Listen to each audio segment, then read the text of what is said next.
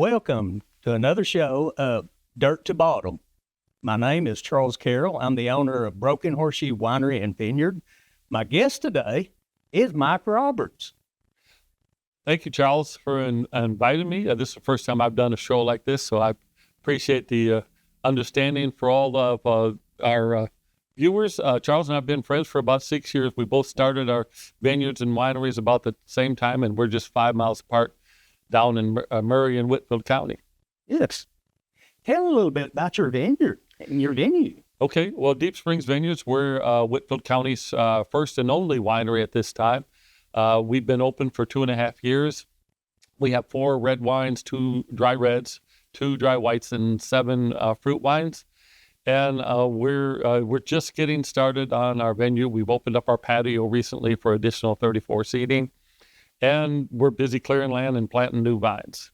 That's great. Well, how's that working with all this rain? Oh man. I got stuck with my zero turn mowing between the rows last week. Oh, you too? Oh, I got it bad. I mean, mine just got buried. And I thought, well, I'll get a few sticks and be able to get it out. And it just kept getting worse. I finally had to go get my big tractor to get the thing out. I didn't think I'd ever get it out. Yeah, same here. Same with mine. I had to get my big tractor and put a chain around it and get my wife to sit on it to drive it out. But this rain has been crazy. The hardest part about it is not being able to spray the fungicides we need, because here in the Southeast, it's really almost impossible to grow organic wines. Yeah. Yes, it is. I mean, I'm having that same issue too. I can get part of mine, but that upper hill back where it falls to the lake, oh man, it's just hard back there. It looks like a spring just coming out of the ground all the time. So, yeah. So how are your vines doing this year? Well, they're really going. My Norton, oh my gosh. You know, everybody's always told me how bad Norton is about just growing. Well, you know, my canopy is just about closed in now. And I got to get out there and trim it back. I mean, you can't even ride through it. You can barely walk through it. Wow. Yeah. Mine is just starting to do the overtaking the rows. So I got to get out there and prune and do all that. Of course, I'm still working my day job as a software engineer, so that takes most of my time during the day. So I really want to get a few hours in the evening to do stuff. And right now, the biggest problem I have is because of all this rain, I got suckers growing from the roots of everything. You got to get out there and sucker all that. Oh, yeah, I'm having that trouble too. And the deer's helped out some, but then again, they want to kick some down and want to, eat the tops of it. Yeah. Out of the trellis, and that just don't work for me too well. So. Yeah, I had a big problem with deer last year. My Crimson Cabernet, I lost about half of my harvest because of the deer and the birds. Of course, I didn't net. I still have to do that, get netting and get the netting on my Crimson Cab and my Cabernet Doré this year. Yeah. Speaking of that, I went to Big Door Winery here just a week or so back. Me and John, the owner of this podcast or show here. And we was down there, and they're using laser now instead of nets. And he told me, Joe, the actual manager there, that he didn't know how to work it too good at first, and he was trying to get honed in better. But he said he did see a reduction in it, but he said it was supposed to about zero out. Yeah, I heard that, and I looked it up. Of course, being a software engineer, I always want to dig into how things work. And it's just a laser that just pans back and forth. Apparently, if a laser hits a bird in the eye, it spooks them and they fly away. And there's some other things going on about, I saw an article a couple of years ago where a guy took one of the mirrors from a scanner. Scanner has a mirror, and it can deflect the laser wherever you want it to point. And this guy's building a laser system like that can sit there and scan the laser back and forth, just like scanning the pages on a printed page. Wow. And hopefully we'll get some really good tech coming out in the next few years that will handle that and make it work even better. That's what he was talking about too. He's hoping this year he can actually master it. Actuality, he was telling me that this week he was going to go ahead and get that set up to where it can go ahead and start getting the birds used to staying out of the bin. That would be awesome. Yeah. I tried a few years ago several years ago in Alabama, I tried setting up I put my cell phone on a solar thing to charge it, and I had it hooked to a battery operated speaker, and I put hawk and eagle screeches on there. And boy, it worked great for the first week. And then the mockingbirds got used to it, and then by the end of the first week, I walked on a mockingbird sitting on top of the speaker, and it built a nest right below the thing in the vines. Yeah, I know how that is, because I'll put big bass speakers out there too and have different things playing. I always heard it was good just playing a radio. That way you get voices, songs, and everything else. Well, like you said, a week or two is about it. Yeah, they get used to it, and then they figure it out, you know. Oh, yeah. And then I bought that 20-foot waving man I'll put out there every now. But that's another thing. It only lasts a week or two because they get used to it. It don't matter. You can move it around everywhere. I even had that thing going off, and I was standing beside it, and this bird landed the next vine over, one of them crackles. And I'm thinking, it's just over there engorging itself on grapes and stuff. And thinking, wow, everything attacks it. You know, I even caught a pleated red-headed woodpecker in my nets one time. What? Yeah. I could not believe it. You know, that thing's, what, 18 inches tall? Yeah, they're big old things. They're big ones. You know, the first time I came across, predation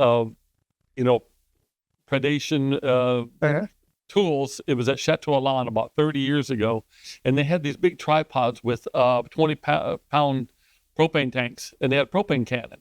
And every 60 seconds, it would just make this loud boom like a shotgun. The thing would spin around, and the speaker would end up pointing someplace else. So it wasn't like it came from the same direction. Worked great for the deer. But the bird, like you said, the birds got used to it. You know? Wow. Now, I did buy some alarms. I just ain't got them out yet, but it's weird. It's got like 4 or 5 different alarm settings on it, from a beep to a scream, a little bit of everything, and they're motion activated just for a deer. It looks like an owl. It's sort of weird. But each device, even the main unit and the branched off unit, they both have sound and they go off. So I've been meaning to get them out there, but all this rain, it's sort of hard to. I saw an ad for those or something like that, and I thought that would be a really good thing to keep them out of there until you can get the netting on. You know. Oh yeah. Well, what I first tried was driveway announcers. That worked lovely. Driveway announcer. Yeah. That's awesome because they detect motion, right? Yes. Well, they detect that, and the unit would go off, and you would have like 2 or 3 different sounds on it, and it actually worked. And it was sort of funny because them are not rated for being outside. Oh. So me and my wife, we would go to this Chinese restaurant, and we would order. Well, this plate they give us, where all this contained, it was perfect size to fit that. So I'd put that in that out there on a post. And heck, it worked lovely. It didn't muffle the sound that much, and it was great for the time being. But now they don't even hardly sell them anymore than what I got. Yeah, those things are really tough. They are. Yeah. But let's talk about what we talked about yesterday, about making our area hopefully a wine region. Yeah, so one of the things that the Tax and Trade Bureau, the TTB, does is they manage what they call AVAs, American Viticultural Areas. And I've been thinking that Charles and I need to get together, you and I need to get together on this and establish what they call an American Viticultural Area. We'll probably call it the Conasauga River Valley or something along those lines. But there's a bit involved in that. We got to get maps and plots of the drainage area, the valley for that. And then we got to gather all the information on what's unique about that. And of course, where I'm at, and I imagine yours is the same, it's a significant portion of what I have is Conasauga clay. Yes. Which, unlike the George's red clay, it's this light white loomy clay. Oh yeah. And that's almost identical to the clay that they have up in Napa Valley, which produces some of the best wines in the world. And once we can establish a viticultural area, it'll really give some recognition to our area as a wine producing region. Yeah, that's great. And see, that's part of the Cohutta Wilderness area. That's where the Conasauga River actually starts. Oh, that's right. So see, we're actually growing outside of that wilderness area. Yeah. I have an e-bike and I ride over the area, and I go down Norton Bridge Road, and there's a big wilderness area right there, right across from the river there. So that's big. That's a big part of this whole Conasauga River Valley. Oh yes. Awesome. Yeah, there's just so many things in our area that, I think we can actually promote more and, be beneficial for all the counties that's involved. Yeah. So this whole thing about the AVA started when on wine labels, the TTP is very particular about what you can put on wine labels. And one of the words that you can put on there is estate bottled, which means the wine was grown, harvested, produced, bottled, labeled, foiled, all within your estate. And I put on my my Crimson Cab, I put estate bottled. And they threw a fit and come back and said, you cannot put estate bottled on there unless you're in an American viticultural area. And so I went back and changed it. I saw that you had used estate wine on there, and I went and called them, and they said, yeah, you can put estate wine, whatever you want. They said, even you can put old vine on there. And like some people put old vine Zinfandel. You don't have to prove the age of the wine. That's not one of the restricted words, but estate bottled is. And so if we can get an ABA established, it'll do two things. It'll promote our area as a wine region, and it'll encourage maybe an additional winery or two, because once we get 3 or more wineries in our area, then we can establish a wine trail. Yes. And get those trucks. It'd be beautiful, man. Yeah. And get those trucks loads of people coming out of Atlanta. Busloads. Not truck, busloads of people. Yeah, and come get wine that nowhere else it's produced. Yeah. Or grown. Yeah. And like your Chamberson, one of the most wonderful Chambersons I've ever tasted. Yeah, let's look at this a minute. We've got it actually sitting out here in front of us. Oh, awesome. And, in 2022, I entered that in a contest up in Asheville, North Carolina, and got best to show and double gold in that. Yeah, I saw that. Congrats. And I've got a lot of golds and silvers within it. Yeah, that is so awesome. Yeah. Chamberson's an incredible grape. It's so flexible. You can make deep reds out of it. You can make rosés out of it. I mean, you can do just about anything with it. And it's one of the most disease-resistant hybrids you can grow down here. You still have to fight things with it, but not as bad as some things like Chardonnay. Yeah. That is tough to grow. Yeah. Well, like me, I think the worst thing for Chamberson in itself is probably black rot. You just really have to watch it. And, right now, here's the worst thing that's going on with all this rain. I'm actually doing bloom now. Some of it's already went through it, but I'm still having some, later in picture actually blooming off, because I noticed this yesterday, and I'm thinking, we've got to keep these sprayed to keep that at bay. Absolutely. And I sprayed with my Mancozeb. And by the way, what do you think about this whole thing, the EPA trying to ban Mancozeb on grapes? I think I think they don't. I sprayed with Mancozeb, and everybody says you can spray Mancozeb up until the grapes get about the size of BBs, and then because of that 60-day before harvest restriction. But there's not much that you can do to replace Mancozeb. So no, there's nothing. I mean, and plus, it's got that rain shield in it, and that's what I like the most of it, because if it does rain, if anything, it just goes down to the next cluster or something. So it sort of helps out a whole lot. Yeah. And for buying it right now, it's about impossible to get anymore. I was lucky and found about, I don't know, a couple packs or whatever, probably to get me through this year. Yeah. And at least I've got this year covered. But yeah, me too. I last year I just got lucky. I got it from the Forestry Service. I got 2.5 gallon liquid with the rain shield, and it's 2 ounces per gallon or something like that. And I sprayed 2 weeks ago, just before we had that horrible rain, and hopefully I'll get to spray again today or tomorrow. Yeah, because I'm coming up on my 9th day. And I need to get that done pretty quick again. Yeah. So I'm thinking I'll probably have to go out and cut the vineyard back in the morning before I come up to the winery. But. Yeah, same here. I gotta get out there and get all those suckers off, and all the wild ones that are hanging out into the rows. Mm-hmm. Wow. It's never ending, is it? Just constant. I hear people say growing strawberries is a pain because you're constantly fighting them. I say, you should try growing grapes. Yes. Yeah. They're very needy for about 3 months, and then the rest of the year you can just relax. Well, the one thing good about grapes, at least you're standing, you're not on your knees. Ain't that the truth? Yeah. That makes it a little worse. Yeah, just because the trellising on them. Yeah, I know. It's just crazy. Well, let's talk about your location to your winery. Okay. Let's do that. Sure. Your address. So we're at 1606 Beaverdale Road in Dalton, Beaverdale Road Northeast. There's another Beaverdale Road. We're about 8 miles north and east of downtown Dalton. From Dalton, you come up Cleveland Highway and turn right on Beaverdale Road between the churches across from the Dairy Queen, and we're 5.5 miles on the right. We've got 270 Crimson Cab, about 80 Cabernet Doré, and this year we just planted some Cabernet Noir. It's one of those patented varieties from Dr. Andy Walker. This I've never tasted the wine from this. I got to find some place that has some and buy it. But Robert Mondavi grew some. He started about 6-7 years ago, and when he first tasted the Cabernet Noir, he said, "This is such a good wine. I believe this grape is going to replace Cabernet Sauvignon as the #1 worldwide grape." Oh. I've got 51 of them, and I always plant a small amount like that because you never know whether they're going to survive that early thaw where they bud break, and then we always get the late April freeze. So you always have to do a small testing to see how they go. And I forgot to turn my phone off. Well, they'll just have to call you back later. You're busy at the moment. Yeah, let me just get this thing muted. Well, let me go ahead, and while we're doing this, I'll talk about my own vineyard. Sure. I've got Norton, I've got Chamberson, I've got Savoie Blanc, I've got some crimson cab, not much, just trying that out. I still wished I could get it caught up enough to hopefully get a crop here this year. Yeah.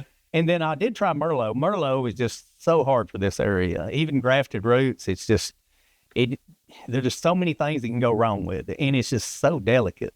Yeah. And then, I've got some Steuben also. And I've had a real hard time even with the Steuben this year because it being so wet. It looks like some of the clusters already may have spots on it, like black rot. So, yeah. have you seen any of that yet? Or I've not seen any black rot in any of my vines. Well, that's good. So, yeah. So, for the public out there, what Charles is talking about, one of the biggest problems we have here in the Southeast is Pierce's disease. It's technically Xylella fastidiosis. It's a bacterial infection that gets into vines and it clogs the xylem, which is the tubes that feed the liquid, and it literally makes the vines die of thirst. And you'll know you've got Pierce's disease when you see leaves falling off and leaving just this pestle. Yeah. But there's a lot of things coming along. Dr. Andy Walker's got those 5 varieties that he's made that are Pierce's resistant. Yeah. There's a company out of Florida that's now got an inoculation you can inject into a vine. It's actually a different strain of Xylella fastidiosis that competes with the bad strain, even though it looks like it might infect them. But there's a company in Florida that's got 80 acres of Cabernet Sauvignon that's had this inoculation that prevents Pierce's disease. And they got 80 acres of Cabernet Sauvignon going on 10 years now. And it'd be nice one day we could get that. Hopefully one day when we order new vines, they'll come pre-inoculated, Well, when I looked in it, it looked like you had to shoot it with a syringe like 3 or 4 times, like within a month, every month. And it just seems like it was so labor intensive. Yeah. Dr. Sarah Lauder was telling me about that you had to re-inoculate it over and over, and hopefully they'll work that out, and we can just get vines that only need one and done, Yeah. Because if we have to do none and done, it comes from the rootstock comes all set up and ready to go. Yeah. Yeah. Well, we talked about your location and stuff. You have any events coming up for the weekend? We have live music this Saturday, and my wife Peggy's been busy getting all the events going. And for everybody out there that, of course, as you know, majority of people come to wineries for the events, to listen to the music and do the bingo and singo and trivia pursuit and all those things. And you really need the events to get the people in there, and that's where you can get your build an audience. But we're busy scheduling, trying to get scheduled at least 3 Saturdays out of every month, and then one Saturday, last Saturday every month, we'll do karaoke. So what about you? How about what are the events you got scheduled? Well, now I've got a marketing event today. Dixon Realty, they're going to have it at 4:30 today, and we'll have charcuterie boards and stuff, and just we invite everybody to come in and talk and check out what's there. Talk to other people, other businesses and stuff, and just while you're there, enjoy our wonderful wine. Yeah, I've been thinking about the charcuterie boards. We offer cheese and crackers and summer sausage, stuff that's shelf stable. But I thought when we have events like that, they're just putting out a charcuterie board to get more people in. Yeah. People always love free food, Oh, they do. They definitely do. So has that been working out good for you? So far, it really depends. What kind of event we got going. We've got some stuff coming up in the future. We're hoping that'll really take off. Like this weekend, we have the 1890 days for Friday evening and Saturday. They've got all these stages set up, all this gospel music. So we're hoping we'll get a good draw on that for this weekend. Well, that's awesome. Yeah, gospel music is wonderful. Peggy and I are both Christians, and we're pretty active in our church. And, gospel music, it doesn't scare people away. It tends to draw them in there, and you'd be surprised how many Christians there are out there that actually will have a glass of wine. Well, that's good to know, because we're hoping we'll do good this week. That's great. Well, we'll be praying for you. There you go. I promise. Oh, another thing I wanted to go ahead and talk about, and you actually seen it at my house and stuff, the hummingbirds. Yes. I tell you what. We got inundated. I bet there's over 30 something out there. I had to put 3 feeders out, and I'm afraid I'm going to have to put 2 more out. We have 4 feeders, 2 on our porch and 2 on our island with our flower bed in front of the house. And we don't get the numbers you do. I've seen them over there last summer. There were 30, 40 of them around there. And the thing that surprises me, you'll get 4 or 5 eating out of the same feeder. Oh, yeah. And I always get one bully that chases all the others away. Well, one tries, but he can't dang compete because there's so many. Yeah, if you have enough feeders where he can't guard them all. Oh, yeah. Because I'll get out on my front porch, and I'm probably about, I don't know, 15, 16 feet from it. And I'm sitting there watching them. You get to looking in the trees and the bushes and stuff. Say, oh, my God, they're everywhere. Yeah.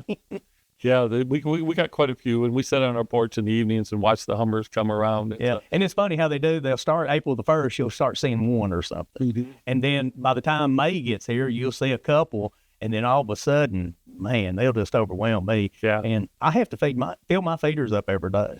Wow, we fill ours up every third or every other day when it gets real busy, but mostly because once it's been up 3 days, it might start getting cloudy. And we had a problem with ants that year, so Peggy bought some of these ant moats. It's a hook with a little moat in there, and you put water in, and so the ants get down there and they see the water, and they don't try to cross the water. I need some of them. So yeah, those ant moats are nice for the hummingbird. Yeah, because right now, and I expect it to get up to a gallon every day. Right now, I'm doing about a half gallon of sugar water. Yeah, so it adds up pretty quick. So yeah, I think last year I was trying to figure it up, and I'm thinking I went between 70, 80 pounds of sugar just to feed them. Well, just to feed them. We keep plenty of sugar around. I imagine you do as well. Oh, yes, we sure do. Always looking for more. And the price of sugar going up, I need to make a run to Sam's and get 200 or 300 pounds of sugar. I know the last time I went, it was around 80 cents a pound. I couldn't believe it. No kidding. Wow. And just a few years ago, I mean, what was it, 36? Yeah. Something like that. It wasn't bad. Yeah, you used to be able to get 50 pounds for $25. Now it's almost 40. Yeah, I mean, it is. Yeah. Everything's gone up and up, just like bottle expenses, corks, or labels. Everything just keeps going up. Shipping's crazy. I just ordered a pallet of bottles, and the last time I ordered bottles last fall, I paid $150 for shipping for a pallet, and now I paid $386. So it's just even the freight's gone way up. Oh, yes. Yeah, it's the way it's working for me, too, and I need to order bottles here pretty soon. It's just finding the time frame and then make sure delivery works out, because I'm having to be up here at the winery in Ringo more than down at the vineyard. So that's making it a little bit more difficult. So yeah, you got 2 jobs: one working at the vineyard, and one working up here. Yeah? Oh yes.